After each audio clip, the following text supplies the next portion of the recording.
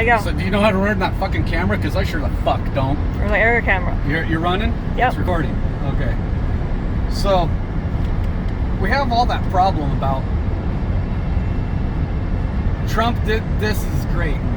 Trump did this is horrible, and you know, half the country is split, you know, saying Trump is the worst president in the entire world. The other half is going that he's the best president in the entire world, and no one seems to have a fucking clue what's going on.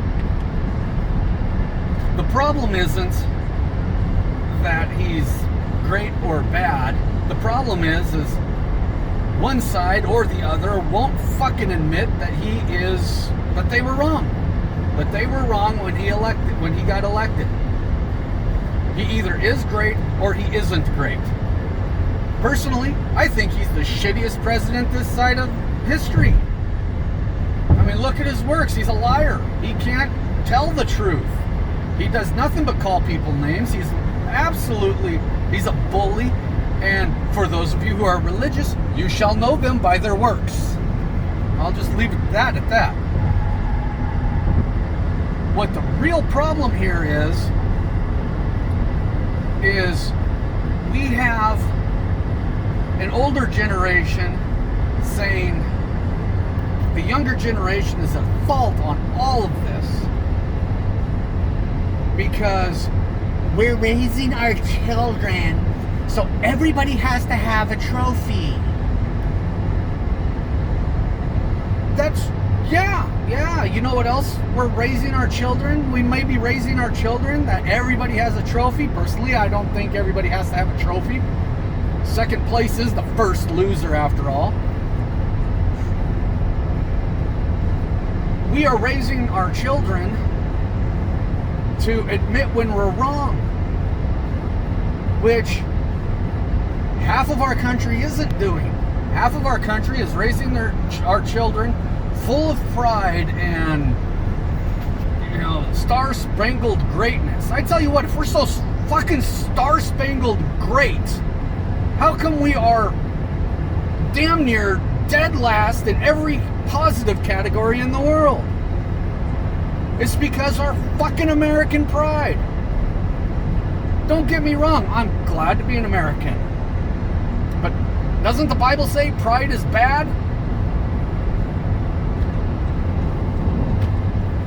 So, why is this an issue? Because when we elect our leaders in the world, we all have this attitude that it isn't my leader that is wrong, it's the other guy's leader. So we keep electing our leaders. How many years have those senior idiots in Congress been there? They've been there 30 plus years. All because of that attitude. It's not my guy. We have the same attitude with our president.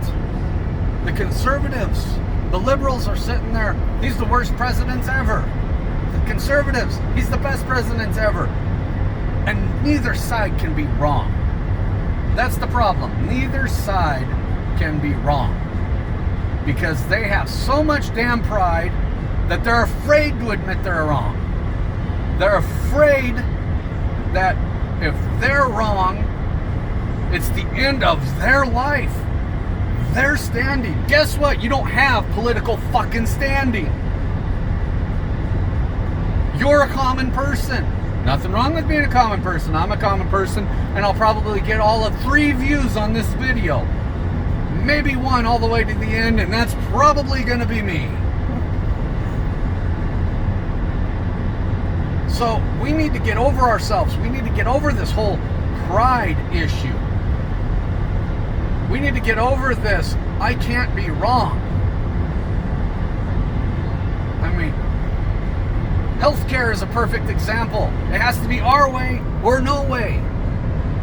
We can't borrow from other systems who are proven to have better results than America's healthcare system because it's not ours. It's because of our American pride. I love this country, do not get me wrong, but pride, I believe, is a sin. for those of you who are religious, and pride is definitely a bad business move. You want to be proud of something? Be proud that you can admit you're wrong. Be proud to say, yes, my president is an absolute womanizing asshole. My president is stupid when it comes to politics.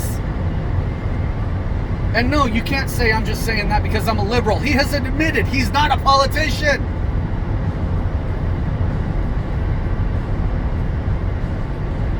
So remember, when you go to the polls, are you voting with your pride? Are you voting because you can't be wrong? Or are you voting smart? As long as you believe wholeheartedly you are voting smart, I respect you, even if you vote against my vote. But if you're voting pride because liberals suck, because I can't have a liberal in office, or you're voting pride because I can't be wrong, go sit on a frickin' pole with a sharp point.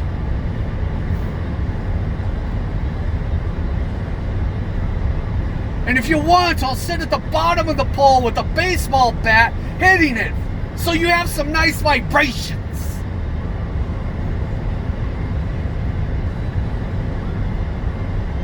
Now, thank you for watching Driving with David. Next week, driving tips